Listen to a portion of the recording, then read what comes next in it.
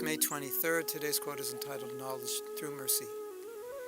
In the forest of Naimasaranya, during the recitation of the Puranas and Mahabharata, the speaker, Romaharsana Suta, did not stand up when Balaram arrived, and Balaram killed him for this offense. The son of Romaharsana Suta, Sri Suta Gosvami, replaced his father. Balaram placed his hand on Suta Goswami's head, and then all the scriptures manifested in his heart.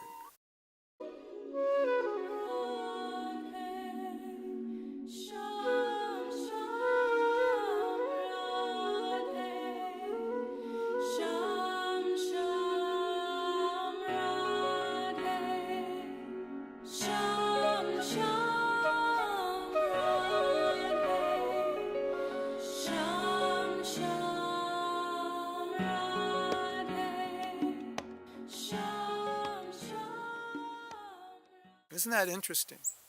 This happened to Dhruva Maharaj also. He was a little boy, and then the Lord appeared to him. And he put his hand on his head. He was able to recite amazing prayers in Sanskrit perfectly, first time, no editing. Same thing with Prahlad Maharaj. The Lord puts his hand on his head. Prahlad Maharaj offered amazing prayers. Now, another interesting thing is Bharat Maharaj, when he was a deer. But he had a deer body, but he didn't have deer consciousness. So, what this means is that when you get the mercy of a Vaishnava, then everything can be known and understood to you. Even your little boy, even your Suta Goswami, now you weren't prepared to recite Bhagavatam, but now the Lord puts his hand on your head, and now you can recite Bhagavatam. So, hopefully this will give us confidence that if I pray for mercy, I put my hands up in the air, Krishna, I can't do this, you can help me. That I can do amazing things. Even a deer can be Krishna conscious. If a deer can be Krishna conscious, so can I. Even an elephant can be Krishna conscious, Gajendra. He remembered his shlokas.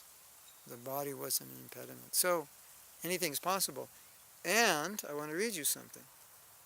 Lord Vishnu is so powerful that he can deliver anyone at once if he is pleased to do so. This is from a purport in the Bhagavatam. And Lord Vishnu, the Supreme Lord, can be pleased immediately if we accept his order by surrendering unto him, as Maharaj Yayati did. Maharaj Yayati was eager to serve Vasudeva Krishna, and therefore, as soon as he wanted to renounce material life, Lord Vasudeva helped him. We must therefore be very sincere in surrendering ourselves unto the lotus feet of the Lord. Then we can immediately be liberated from all the bondage of conditioned life. This is clearly expressed in the next verse. So, there's a desire. Krishna comes, he blesses the devotee to fulfill that desire. He gives him the knowledge, gives him the intelligence, gives him the ability, whatever it is he needs, and he can do it. So if we have that faith, then it comes. If we don't have the faith, it doesn't come. And if we don't have the faith, because it doesn't come, then we never get the faith. And we say, see, it doesn't work that way. I'm too fallen, I'm too this or that. No. Sometimes we just have to act as if we believe something, even if we don't fully believe it yet. Because that's how you'll believe it. Because if you act that way, you'll see it's true. Put yourself out for Krishna, and you will see. He will show up for you. It's just what he does. He promises it, have faith in it, and watch him do it. It's going to happen.